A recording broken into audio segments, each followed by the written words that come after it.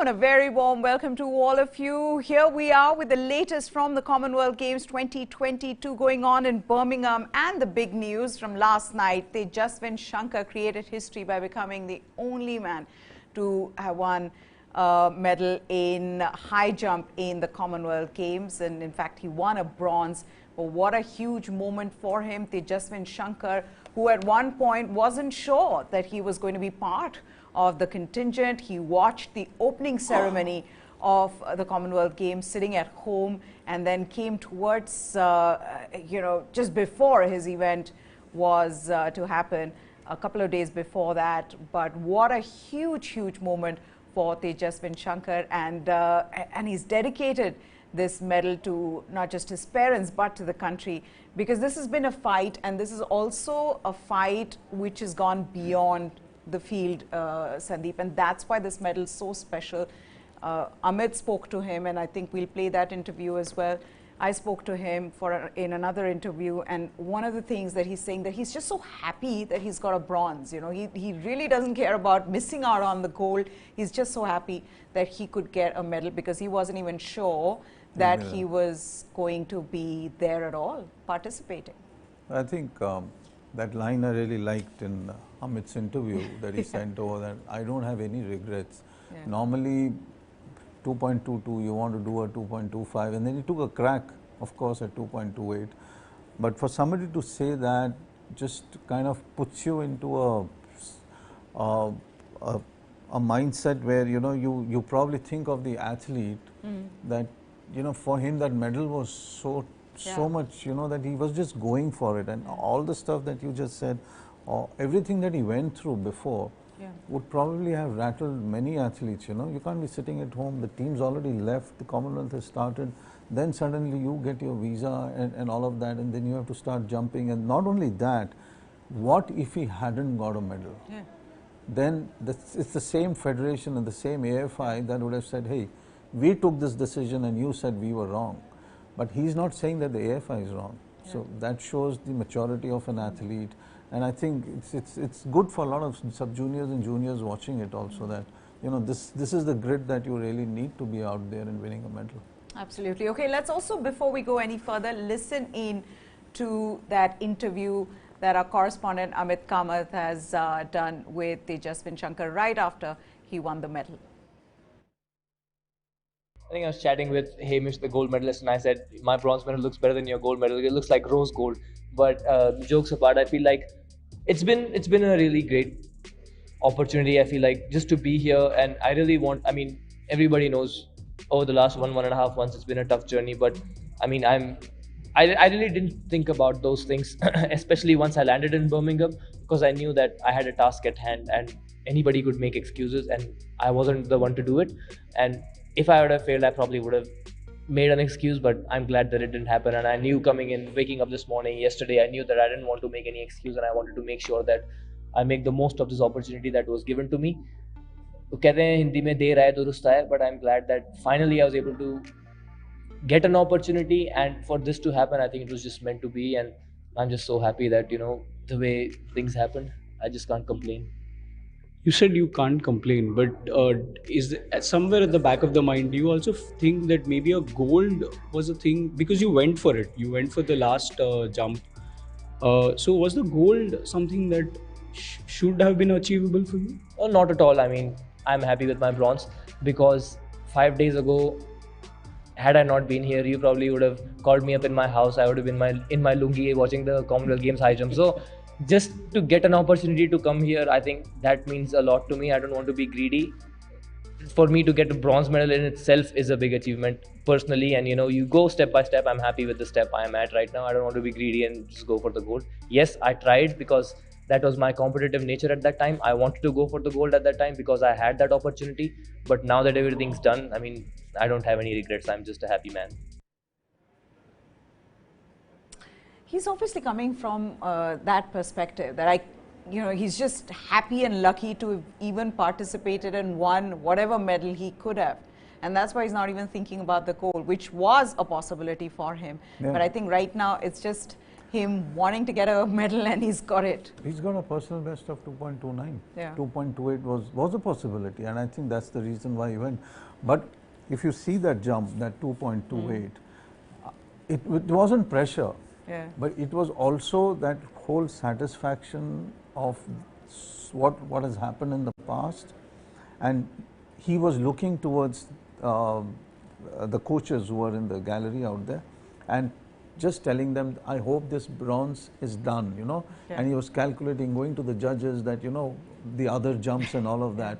But that 2.28, I think by then he was, he'd done his bit. So, you know, 2.29, even though he had it, it was a distant possibility to take a crack. So what he says, interestingly, in the interview is that he actually is a very shy person. And he says he overdoes the whole showmanship because he feels like he's too shy and he really doesn't know how to react.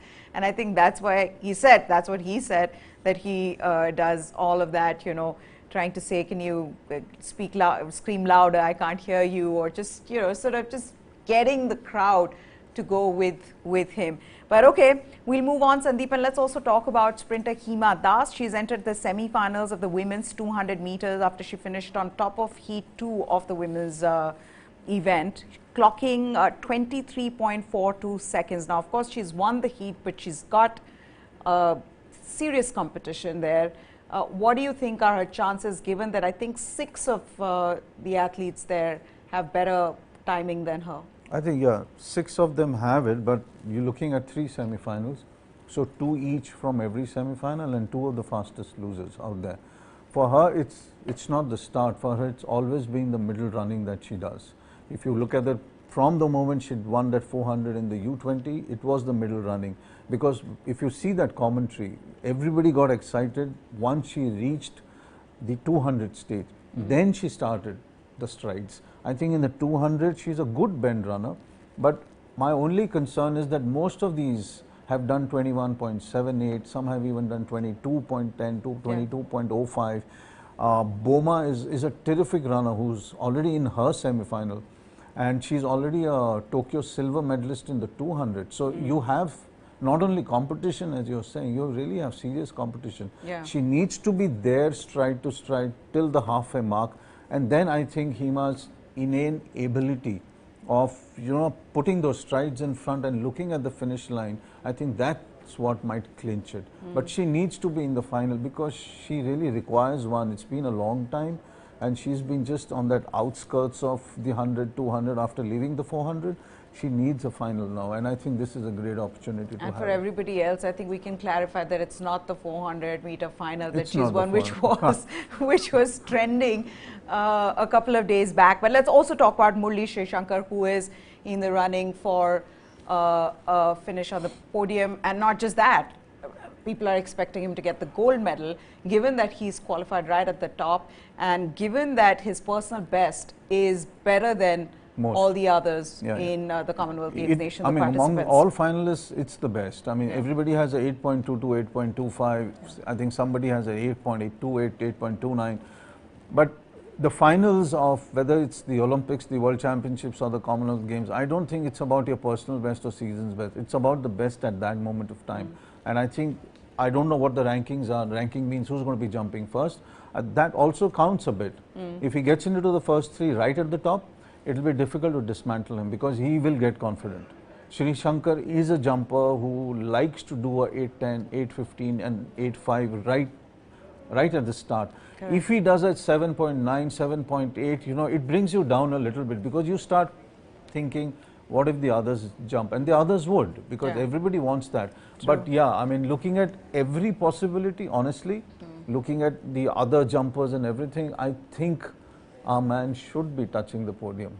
Hopefully, but the other thing is also the confidence that he would have got from the World Championships, you know, final, finishing, I think, enormous, 7th. Enormous. I mean, much more than anything else that, because number one, you're watching the very people you normally see on YouTube. You read about them, you see their pictures, you see them on websites, you see them everywhere. And then suddenly you are watching them running in, jumping, you know, everything happens out there. Correct. That confidence would be huge, because here he probably thinks he's as good as anyone here, if not at the World Championship. Out here, And that gets to you. That comes into your mind and you start behaving like a king, you know. And I think he does that and he gets a podium.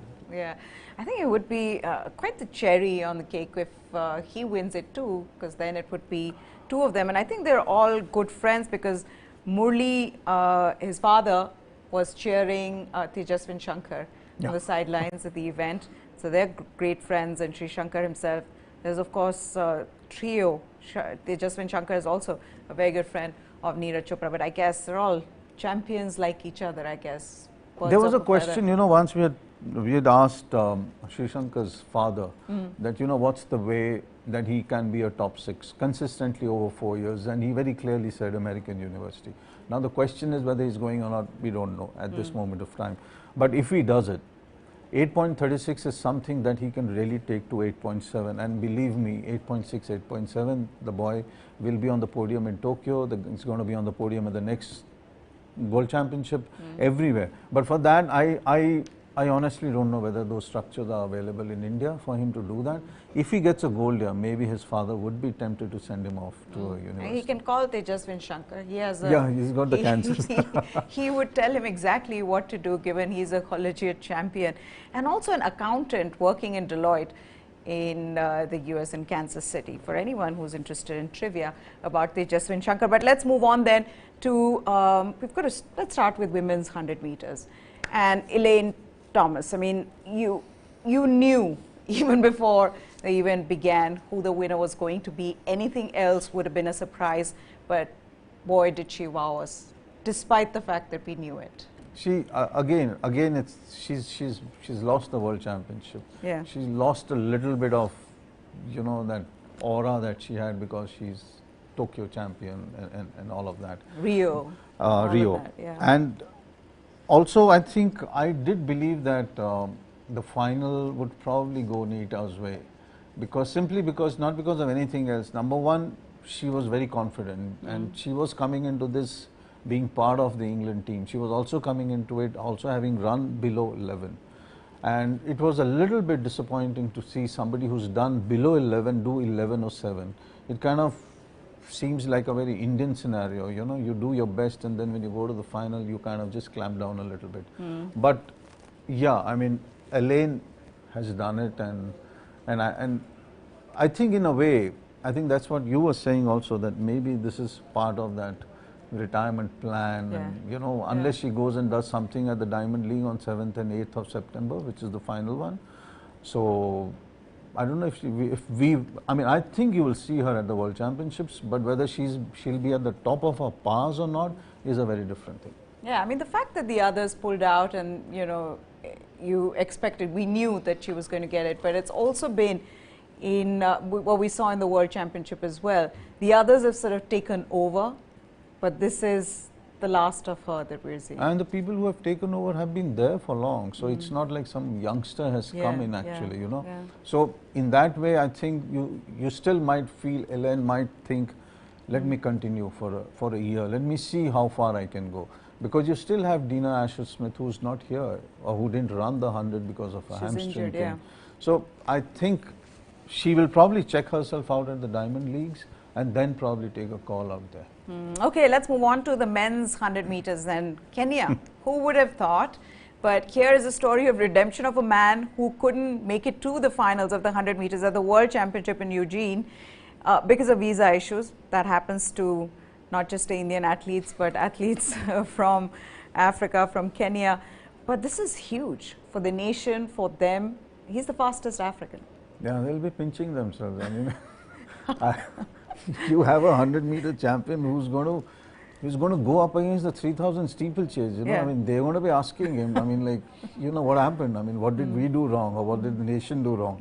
You know, you left. Can you leave 100 meters to us? But this is big because I think the last time somebody surprised from Africa was probably Frankie Fredericks from Namibia. I mean, he was a wonderful, wonderful sprinter, 100, 200. He didn't win the Olympic gold, but I think he did win the 200 World Championships, and he was always on this brink of doing something big. But Frankie was tremendous as a runner. So I think this is a great hope for many nations outside of Jamaica who keep thinking, then who's going to be the next one? Or even Botswana. We've spoken so much about this youngster who did 9.91 at the U20. So great thing for Kenya, you know, I mean, to come in and win 100, and probably you might see him again. I mean, all over the place. So this is their first Commonwealth Games men's 100 meters gold medal since 1962. Yeah.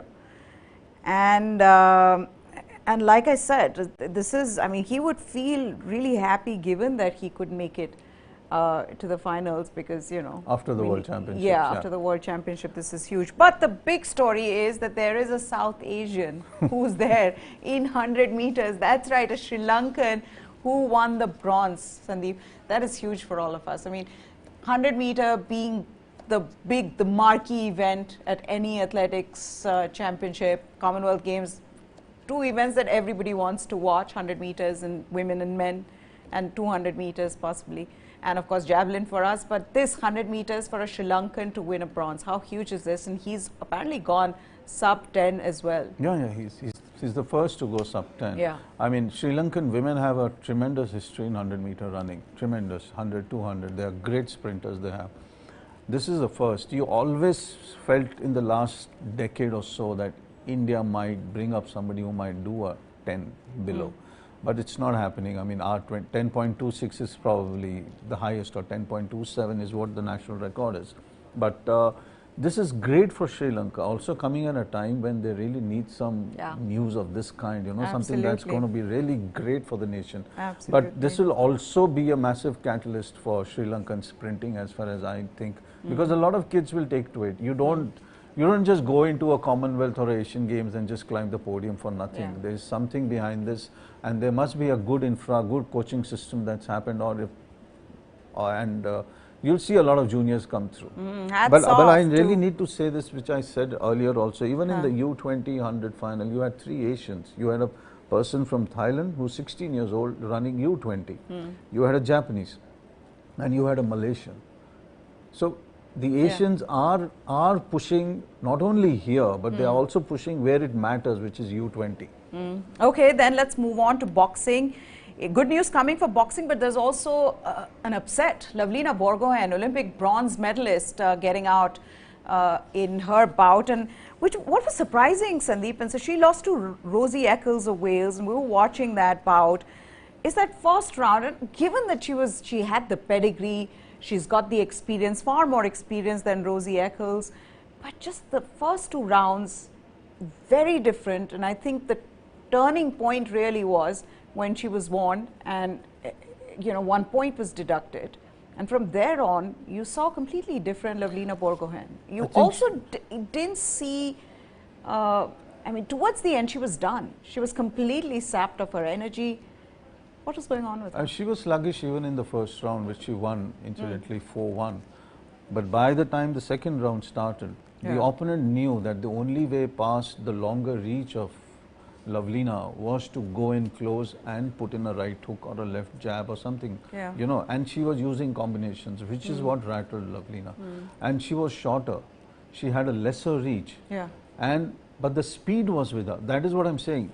Lovlina's lack of speed was not only surprising, but coming from the fact that there was so much being written about her, there was so much about the coach controversy that really happened and all of that.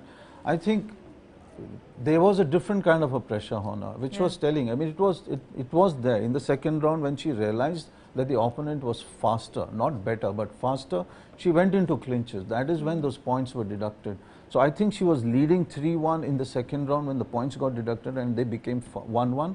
In the third round, the opponent was all over her. She won completely 5-0. I mean, the judges gave everything to her. Absolutely. So, I mean, it's shock. Not, I mean, I wouldn't say shocking, honestly. I mean, it would be shocking given the difference. I mean, even the commentators were really surprised. They're constantly talking about how good Lovlina was, and then suddenly you saw this complete change in how she was approaching a much lesser ranked opponent. Okay. The other bout that had everybody talking was Ashish Kumar, and I think a lot of people also said that maybe the judges were in favour because hosts and all that being part of Great Britain.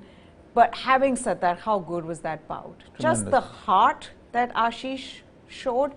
Of course, I mean, when you look at it objectively, his opponent landed the punches better. I think the opponent was slightly, if you say slightly, I don't know. Barest of the margins. Yeah, I mean technically better. Yeah.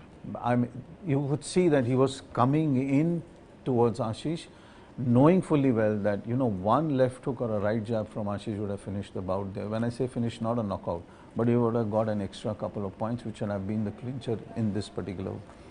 But it was a bout that you're going to remember for the I wouldn't say the rest of your life. We're going to see so many amateur boxers. Yeah.